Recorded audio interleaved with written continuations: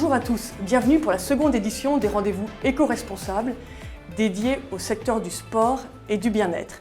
Alors, on constate tous dans nos vies quotidiennes à quel point le sport et le bien-être sont des thèmes essentiels. Et aujourd'hui, on va essayer de s'interroger pour voir comment les épargnants peuvent se positionner sur ces secteurs d'avenir pour investir et en profiter. Et nous avons la chance d'avoir deux grands spécialistes du secteur. Donc nous avons Marine Dubrac, vous êtes spécialiste sur le secteur du bien-être. Vous travaillez chez Thematics Investissement, vous gérez donc des fonds bien-être. Et Boris Radondi, vous êtes du côté sport, vous travaillez chez DNCA Finance. Bon, et moi je suis journaliste, j'ai la chance d'animer aujourd'hui cette table ronde et je m'appelle Anne Deguigné. Donc on a vu que le sport et le bien-être pendant les 2 ans que nous venons de vivre, pendant les 2 ans de pandémie, ont été à la fois, c'était un sujet de frustration, on avait tous envie d'y consacrer plus de temps, c'était compliqué, et on ressent à quel point, on ressent aujourd'hui l'appétit de la société vers ces secteurs. Mais Marine, je ne sais pas si vous avez plus de clés d'analyse pour nous expliquer les ressorts de cet attrait vers le bien-être aujourd'hui. Oui, effectivement, le bien-être a été clairement mis en lumière pendant cette période parce qu'il a été prouvé que si on souffrait de moins de maladies ou de pathologies, on avait moins de chances de développer des formes graves du Covid. Donc évidemment, c'était au cœur de la société. Mais c'est un phénomène qui existait bien avant puisqu'on s'est rendu compte effectivement qu'avec l'allongement de l'espérance de vie, l'OMS a dit qu'il y avait à peu près 10 années d'écart entre cette espérance de vie et l'espérance de vie en bonne santé. Et donc effectivement, notamment dans les pays développés, on a de plus en plus cette envie de faire des choix proactifs pour notre santé et pour éviter de développer des maladies au cours de notre vie. Donc pour vous, l'attrait pour le bien-être, c'est un phénomène qui date de longue durée. Vous diriez que c'est depuis une vingtaine d'années qu'il y a ce souci de bien-être dans la société ? Peut-être un petit peu plus quand même, parce que ça fait un certain temps qu'on a une accélération de cette espérance de vie, mais effectivement, par contre, sur l'aspect bien-être mental, là c'est vraiment, ça fait 10-15 ans que ça se développe énormément, notamment avec l'explosion des burn-out, des dépressions, de l'isolement, etc., qui encore une fois a été malheureusement poussé pendant cette crise. Donc le bien-être, c'est une définition qui peut être un petit peu large et qui évolue énormément au travers du temps, mais effectivement, c'est quelque chose qui, allé sur les 50 dernières années, a vraiment explosé. Et vous nous parliez des pays développés. Est-ce que c'est vraiment un phénomène qui reste très caractérisé sur ces pays ou beaucoup plus large ? C'est un phénomène qui touche principalement aujourd'hui les pays développés parce que justement il y a beaucoup ces problèmes d'augmentation des maladies non infectieuses comme les problèmes cardiaques, cancers, etc. Avec le vieillissement de la population notamment, et aussi parce qu'on a aujourd'hui sur le côté prévention santé dans les pays développés beaucoup plus accès aux soins, au remboursement, aux diagnostics réguliers, etc. que dans les pays émergents. Mais ça arrive doucement, mais effectivement c'est encore plus aujourd'hui dans les pays développés. Ouais. Donc votre diagnostic, c'est que c'est un phénomène qui date depuis longtemps, mais qui va être extrêmement accéléré par la crise du coronavirus qu'on a vécue. Oui, je pense que c'est vraiment, c'était déjà le cas un petit peu avant, mais aujourd'hui on a vraiment accès à cette information-là, que nos modes de vie, nos habitudes ont un réel impact sur notre santé et qu'il y a un vrai enjeu à adopter, entre guillemets, ces modes de vie plus sains pour prévenir évidemment l'apparition des maladies. C'est aussi le cas pour le sport. C'est vraiment une tendance également historique. Je pense que chacun, dans son quotidien, peut en juger par lui-même, directement ou indirectement. C'est une tendance qui dure depuis 30 ans et qui n'arrête pas de se renforcer. Et encore une fois, la pandémie a été là aussi pour accélérer ce mouvement-là. On a des activités qui ont souffert, mais il y en a d'autres qui ont fortement profité aussi de la pandémie. Toutes les activités extérieures, les sports extérieurs comme le golf, l'escalade, des choses comme ça, ont vraiment profité de ça. Et aujourd'hui, ils se sont développés depuis 2 ans. Oui, ils sont développés depuis 2 ans. Il y a vraiment des nouveaux arrivants, des nouveaux joueurs qui viennent et qui restent en fait. Qui restent aussi, qui découvrent en fait. Ça a permis de découvrir des sports qui peut-être étaient un peu moins dynamiques que d'autres. Et on le voit aujourd'hui, ils restent, les nouveaux arrivants restent et continuent à jouer, par exemple au golf. Le golf, c'est le meilleur exemple. Et également, et par rapport à ce que vous demandiez sur les pays émergents, les pays émergents, c'est pareil, ça augmente pas mal. Alors c'est peut-être plus en amont que le bien-être de manière générale dans le sport. Et juste un chiffre, on attend pour 2025 3,5 milliards de personnes qui feront du sport. C'est 30% de plus qu'en 2020, donc c'est énorme. Et clairement, ça viendra essentiellement des pays émergents, plus que des pays développés, où bien sûr le sport est bien plus présent aujourd'hui. Donc près d'un tiers de plus à venir de pratiquants. Donc on imagine que ça a des répercussions économiques. On est quand même là pour parler d'économie. Donc le secteur économique du sport, il est gigantesque. Est-ce que vous pouvez nous le présenter en quelques mots? Quels sont les sous-secteurs? C'est tout un monde. Oui, c'est tout un monde en effet. Ouais, non, mais comme vous le dites, maintenant le sport c'est une vraie économie à part entière. Dans le monde entier, on chiffre à peu près ce marché à 1100 milliards de dollars dans le monde. Et on a à peu près 75% de cette économie qui est sur la pratique du sport en tant que tel et 25% sur les événements sportifs. Alors quand on parle de pratique, ça englobe bien sûr tous les équipements sportifs, les chaussures, les vêtements, les montres connectées, tout ça, les vélos, les raquettes, etc., etc. Mais c'est également tout ce qui est inscription dans des clubs de gym, inscription à une licence pour un club de rugby par exemple, des inscriptions à des courses comme le marathon, voilà, tout ce faire du sport, qui est toute cette économie-là qui représente quand même 75%, donc la grosse partie. Et après, on a 25%, là on est sur les événements sportifs, donc clairement les gens qui assistent à des matchs, à des compétitions de golf, la billetterie, le sponsor, le merchandising et les droits médias, bien sûr, tout ça englobe cette économie-là. Et derrière toutes ces activités, évidemment, il y a des myriades d'entreprises. Il y a des myriades d'entreprises. Vous nous en parlerez. Exactement. Du côté du bien-être, on a un peu plus de mal à se représenter. Qu'est-ce que l'économie du bien-être? Voilà, comme vous disiez, la définition est si impalpable. Est-ce que vous pouvez nous en dire quelques mots? Oui, alors je pense pour commencer sur la définition, peut-être pour prendre celle de la Global Institute du Wellness, c'est vraiment une poursuite d'activités et de modes de vie qui mènent à un état de santé holistique. Donc nous, on a un petit peu épluché ces définitions-là et on est vraiment parti du constat de se dire que le bien-être, c'est un esprit sain dans un corps sain. Et donc ça doit évidemment englober tout ce qui a trait au bien-être physique et tout ce qui a trait au bien-être mental. Donc on estime à peu près cette économie à 3-4 trillions, donc 3-4 1000 milliards, pour faire référence à votre manière d'avoir dit l'économie. Et aujourd'hui, on a à peu près 70% du vivier des sociétés qu'on a identifiées qui vont être sur l'économie du bien-être physique, donc avec évidemment tout ce qui a trait à la nutrition, au sport, prendre soin de soi, des soins corporels, etc. et tout ce qui a trait à la prévention. Donc je l'ai mentionné, là, les diagnostics, les check-ups réguliers un petit peu plus médicaux. Et après, on a 30% à peu près qui est alloué au bien-être mental, parce que je le disais, c'est un peu moins développé, mais évidemment avec des niveaux de croissance qui sont plus attrayants. Et on va essayer d'avoir toutes les activités ou services qui permettent de se relaxer, la gestion du stress, qui permettent de lutter contre l'isolement, toutes les activités de plein air. Donc là aussi, on peut avoir un petit peu de regroupement.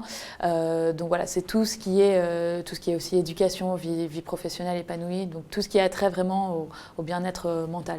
D'accord. Donc un secteur très large, avec des entreprises pour le coup. Oui, vous avez des entreprises extrêmement différentes, de la santé mentale au sport. Mais d'ailleurs, est-ce qu'on peut, du coup, pour faire bien le lien entre vos deux mondes, est-ce qu'on peut dire que le sport est une brique du bien-être? On peut dire ça comme ça, Marine? Pas tous les aspects du sport, comme tu l'as mentionné, Boris, mais une partie, notamment sur l'activité physique régulière, parce que l'OMS a quand même dit qu'environ 30 minutes de sport 5 fois par semaine permettait significativement de réduire les taux de mortalité liés à des maladies, parce que la pratique du sport permet d'à la fois contrôler son poids. Aujourd'hui, on a 40% de la population en surpoids, d'entraîner son cœur pour éviter les problèmes cardiaques et aussi de gérer son stress, parce que la pratique du sport permet aussi de libérer un petit peu des endorphines et donc aussi a un aspect santé mentale qui n'est pas négligeable. Donc ça, je dirais que c'est un petit peu le regroupement qu'on pourrait faire un peu entre les deux. Vous vous retrouvez dans cette définition? Oui, je m'y retrouve. Après, c'est vrai que pour le sport en tant que tel, en effet, il y a une partie de la pratique du sport qui est dans le cadre du bien-être, clairement, mais on peut aller rechercher autre chose via le sport. On a aussi pratiqué le sport dans la performance. Il y a un vrai développement de tout ce qui est course de longue distance, le trail, etc. Donc là, on est vraiment dans moins bien-être. On va chercher vraiment la performance, le dépassement de soi, et à la limite, le bien-être, il peut être psychologique à un moment donné dans la réalisation de l'objectif, mais en même temps, physiquement, ça peut être extrêmement dur. Donc on est moins dans le bien-être. Je pense qu'il n'y a pas que le bien-être qui me motive à faire du sport, mais en effet, ça fait une bonne partie. Et puis encore une fois, dans le sport, il y a l'autre partie événements et vivre le sport à travers les autres, à travers le sport professionnel. Et là, il y a un peu de bien-être aussi, mais c'est plus dans la convivialité, etc. Donc on est un peu différent. D'accord. Vous vous recoupez en partie, mais avec vraiment des différences très nettes. Ouais. Et donc là, vous nous avez tous les deux présenté 2 secteurs.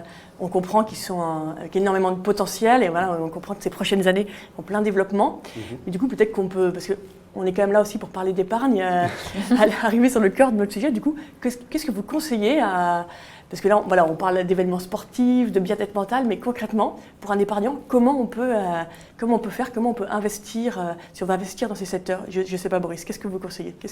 Je pense que le plus simple, c'est d'aller voir son conseiller en agence. Ouais, on commence par la base. Ouais. On commence par la base, ou si on est sur une banque en ligne, de contacter la personne en ligne, etc., d'en discuter. Après, je pense que le meilleur moyen d'investir dans ces thématiques-là, c'est via soit un PEA, soit une assurance vie, aller discuter, demander, se renseigner, ça existe. On peut investir dans ces thématiques-là via des fonds dédiés. Je pense que c'est le meilleur moyen pour les épargnants de s'y intéresser. Voilà. Oui. Et après, nous, on fait extrêmement attention à ce que chaque société dans laquelle on investit soit vraiment liée à cette économie-là, qui est en forte croissance. Par exemple, le sportswear, on attend des croissances, dans le monde, on attend une croissance annuelle pour les 4 prochaines années de plus de 7% par an. Donc c'est bien au-dessus du PIB mondial. Voilà, oui. J'en ai parlé aussi, j'ai parlé du e-sport et les événements sportifs, pareil, on attend une croissance de 8% par an sur les 5 prochaines années. Donc voilà. Et vous êtes vous-même passionné de sport? Je suis moi-même passionné de sport. Avec l'âge, je suis de plus en plus sur l'événement sportif que sur la pratique. Mais oui, j'adore ça depuis des années. Ouais, je suis abonné à Canal+ depuis 84, donc vous voyez, j'ai fait toute mon enfance avec le sport. Bon, c'est parfait, on vous imagine heureux dans votre boulot. Très bien. On a quelques questions de nos internautes. Alors, c'est quel rôle joue la tech dans ces secteurs? On en a parlé un peu rapidement, mais ça vaudrait le coup de... Peut-être Marine, parce qu'on évidemment, on en a parlé dans vos 2 secteurs, mais fondamentalement, la tech est partout et vous êtes... Et voilà, on voit qu'il y a plein d'applis pour aider les gens. Oui, effectivement, la tech vient aussi au service du bien-être, alors sans que la stratégie soit investie directement dans les secteurs de technologie. En fait, on s'aperçoit que de plus en plus, on a non seulement dans le secteur médical... La tech, donc elle est saupoudrée partout. Vous n'avez pas spécialement une... Non, voilà, on n'a pas... Déjà, on n'a pas vocation à avoir X% dans des secteurs de la tech, mais on s'aperçoit que notamment dans le secteur médical, par exemple, on a des diagnostics qui sont de plus en plus précis, qui sont poussés, qui permettent des diagnostics très précoces. Donc là, c'est évidemment la recherche et la technologie qui vient jouer ici. Et dans le sport, là, on a évoqué on a évoqué le e-sport, qui est vraiment, on va dire, la synthèse, enfin, en tout cas, le lien entre le sport et la digitalisation, clairement. Mais il y a vraiment un segment qui aujourd'hui se développe beaucoup, et en France particulièrement, c'est ce qu'on appelle le sport tech. Merci. Et alors, s'agit-il de secteurs d'investissement à horizon long terme? Nous pose un autre internaute. On en a parlé, Marine, un peu avec vous, notamment sur les sujets démographiques, évidemment l'envie sur le long terme. Bon, le bien-être, on imagine, c'est du long terme. Mais concrètement, voilà, pour un épargnant qui veut se positionner sur du long terme, est-ce que c'est dans vos secteurs qu'il faut aller Oui, alors je pense que effectivement, en tout cas pour le bien-être et pour le sport, je pense que c'est aussi pareil. Il y a une vraie démocratisation de ces pratiques, et pourtant il y a des taux de pénétration qui sont encore très faibles. L'alimentation organique, par exemple, c'est même pas 10% du budget alimentaire des Américains. Les salles de sport organique, c'est bio. Organique bio, oui, pardon. Ouais, exactement. L'abonnement à des salles de sport, c'est aux États-Unis à peu près 20%. 10% en Europe, 3% en Asie. Et c'est effectivement des taux de croissance, tu l'as mentionné, qui sont bien supérieurs aux Mais le bio, il ne peut pas monter jusqu'à 100%. On ne va pas manger 100% bio, c'est sûr, mais de plus en plus. Par exemple, dont je le mentionnais, c'est 10% du budget, mais c'est un tiers de la croissance. Des marchés alimentaires. Donc c'est vraiment qu'on a des taux d'adoption vers ces modes de vie sains qui sont en explosion, et en fait on s'aperçoit qu'on a un taux de rétention qui est extrêmement élevé. Donc une fois que les gens se sont abonnés à une salle de sport ou ont commencé à manger de plus en plus, un peu moins packagé, etc., ils restent en fait sur ces modes de vie parce qu'il y a un vrai impact finalement positif sur leur santé, qu'elle soit physique ou mentale. Et donc c'est là où en fait on va pouvoir aller chercher vraiment les viviers de croissance à long terme terme sur ces engagements et sur ces taux d'adoption qui augmentent énormément.